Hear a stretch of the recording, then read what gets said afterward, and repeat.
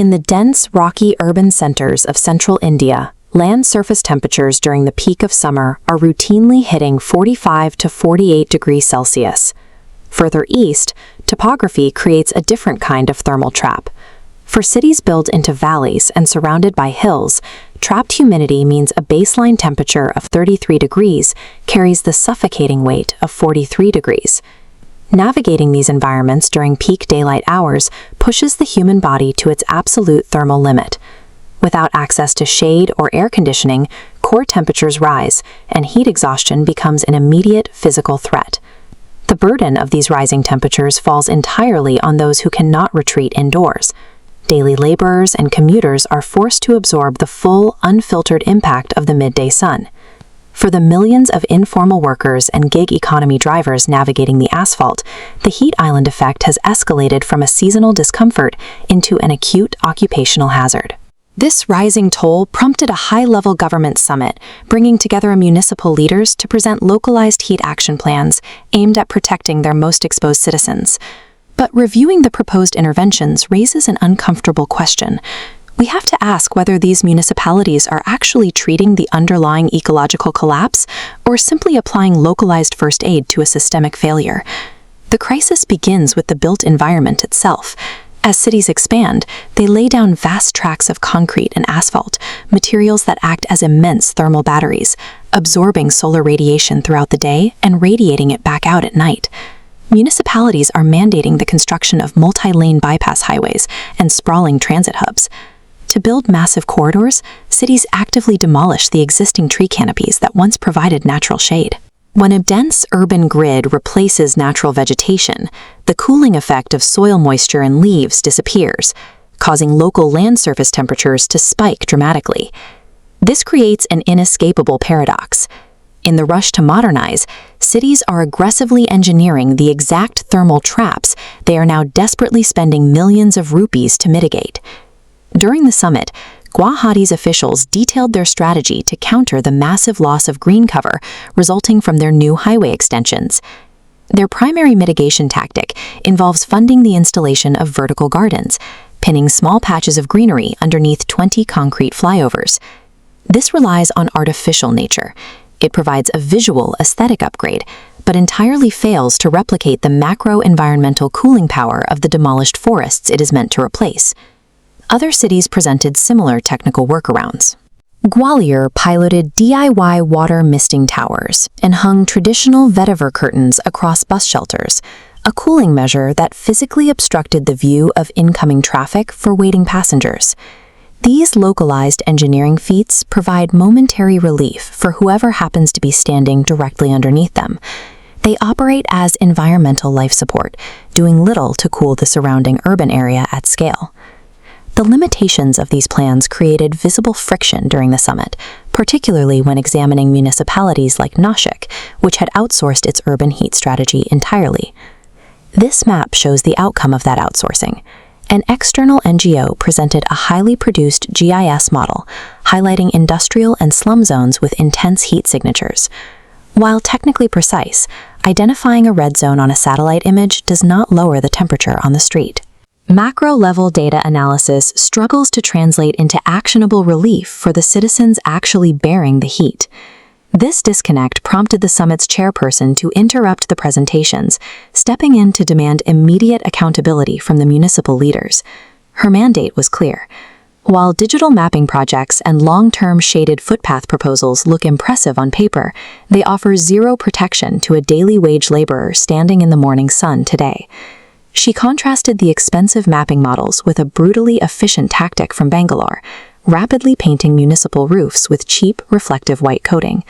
That single intervention achieved a 3 to 5 degree indoor temperature drop almost overnight.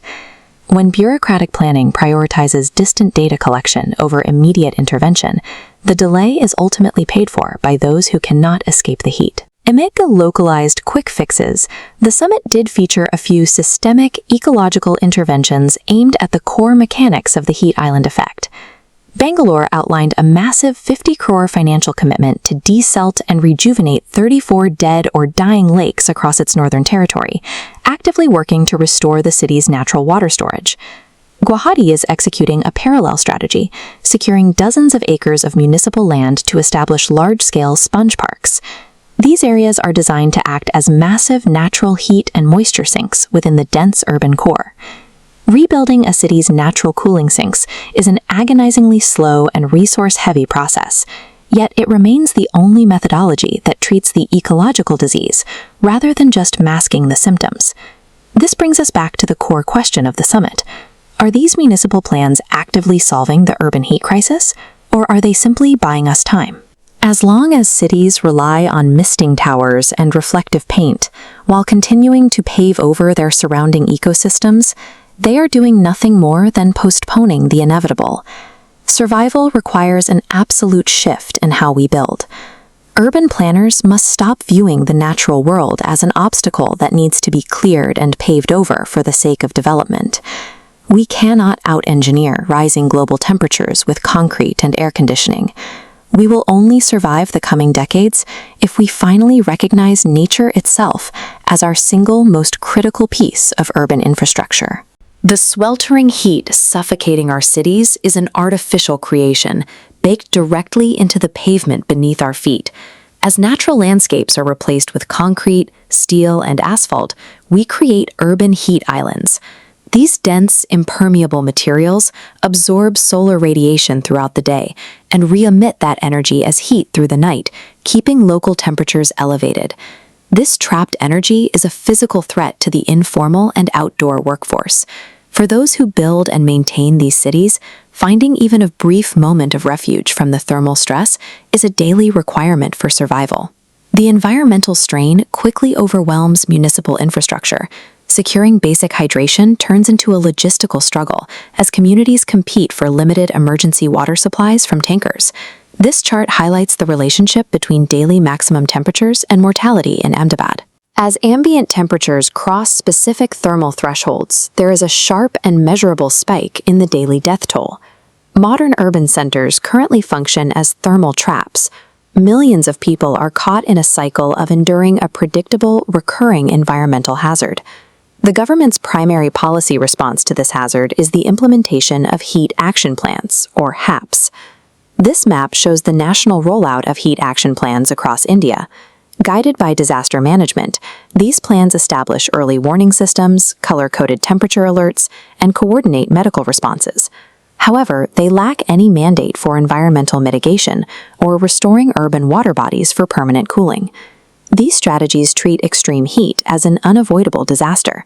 They prepare emergency rooms and issue warnings, effectively waiting for the hazard to arrive before the administration takes action. This governance architecture functions in a reactive loop. It helps the public manage the symptoms of a heat wave, but it does not address the accumulation of heat in the urban environment. A different approach is currently being tested.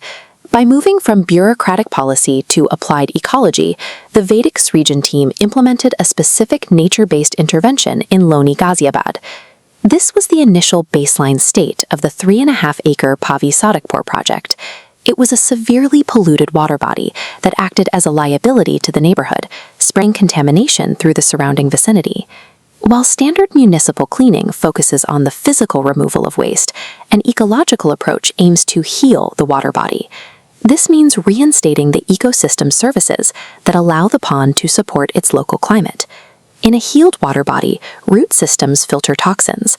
The revitalized water releases clean moisture through evapotranspiration, lowering the surrounding air temperature. This transformation was verified through environmental, socioeconomic, and biodiversity impact assessments, documenting the restored ecosystem's outputs. In 18 months of ecological treatment, the localized ambient temperature fell by a total of 4.5 degrees Celsius.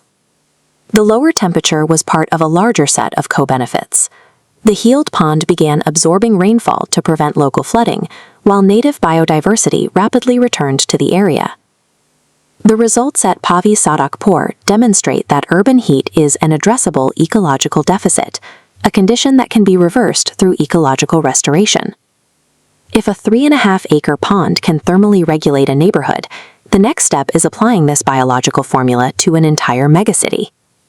Delhi's blue-green infrastructure is in a state of decay. Choked by waste and concrete, these water bodies are neutralized, cutting off the city's natural cooling mechanisms. The map reveals a dormant network, the Yamuna and Hindon rivers alongside over 1,000 neglected water bodies.